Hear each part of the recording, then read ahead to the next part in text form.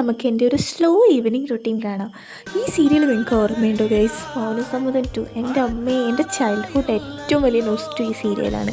School വിട്ട് വന്ന് എന്താ പറയുക, തലേ ദിവസത്തെ എപ്പിസോഡ് കാണാത്തതുണ്ടെങ്കിൽ സ്കൂൾ വിട്ട് ഓടി വന്ന് ടി വിയുടെ മുന്നിൽ വന്നിരിക്കും ഇതിൻ്റെ കഴിഞ്ഞ ദിവസത്തെ എപ്പിസോഡ് കാണാൻ. അത് കഴിഞ്ഞ് 8 മണിക്ക് ഹോംവർക്കൊക്കെ മടക്കി വെച്ച് ഞാനും എൻ്റെ അനിയത്തിയും കൂടെ ടി വിയുടെ മുന്നിലുണ്ടാവും. അതിപ്പോൾ എവിടെയാണെങ്കിലും ഈ സീരിയൽ കാണാനുള്ള സമയത്ത് ഞങ്ങളവിടെ ഉണ്ടാവും.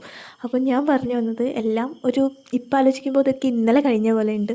എത്ര പെട്ടെന്നല്ല സമയമൊക്കെ പോകുന്നത്. അത് പോട്ടെ. അപ്പോൾ നമുക്കൊരു കോഫി ഇട്ട് കുടിക്കാം. കോഫി അല്ല, സോറി ഗൈസ്, ചായ. അപ്പോൾ ഞാനൊരു ടീ ലവർ അല്ല കേട്ടോ. അപ്പോൾ ചില സമയങ്ങളിൽ പക്ഷേ എനിക്ക് ചായ കുടിക്കാൻ ഇഷ്ടമാണ്. അങ്ങനെയുള്ളൊരു ദിവസമാണ് ഇന്ന്. അപ്പം ഞാനൊരു ചായയൊക്കെ ഉണ്ടാക്കി ഒരു ബുക്ക് വായിക്കാനിരുന്നു. ഇത് നമ്മുടെ ഏറ്റവും പ്രിയപ്പെട്ട എന്നോടെന്ന് പറഞ്ഞ ബുക്കാണ്. ഞാനിങ്ങനെ വലിയ ബുക്കൊന്നും വായിക്കുന്ന ഒരാളല്ല. അതുകൊണ്ടാണെന്ന് എനിക്കറിയില്ല, സ്റ്റാർട്ട് ചെയ്തുകൊണ്ടാണെന്ന് എനിക്കറിയില്ല, എനിക്ക് ഒത്തിരി ഇഷ്ടമായി ഇത്. കുഴപ്പമില്ല, നല്ല ബുക്കാണ്. അങ്ങനെ ഞാൻ എന്ത് ചെയ്തു, വേഗം ഫ്രഷായി വന്ന് വിളക്കൊക്കെ വെച്ച് വന്നപ്പോഴാണ് കിച്ചണിൽ പോയി നോക്കിയപ്പോൾ നല്ല സൂപ്പർ മീനച്ചാറ് ഉണ്ടാക്കി വെച്ചിട്ടുണ്ട് അമ്മ.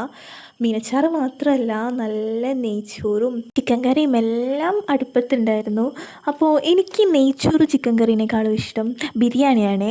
അപ്പോൾ എന്നെപ്പോലെ ആരെങ്കിലും ഉണ്ടെങ്കിൽ ഒന്ന് കമൻറ്റ് ചെയ്യണേ. ഓക്കെ, അങ്ങനെ ഞാൻ ഈ നെയ്ച്ചോറും ചിക്കൻ കറിയൊക്കെ ഇങ്ങനെ കണ്ട് ആസ്വദിച്ച് കുറച്ച് നേരം അതൊക്കെ നോക്കി നിന്ന് വേഗം തന്നെ, പിന്നെ അത്ര ക്ഷമയില്ലാത്തതുകൊണ്ട് വേഗം തന്നെ പ്ലേറ്റിലെടുത്ത് ഫുഡ് കഴിക്കാൻ പോയി. അങ്ങനെ ഫുഡൊക്കെ കഴിച്ച് സ്കിൻ കെയർ ഒക്കെ ചെയ്ത് ഞാൻ കിടന്നുറങ്ങി.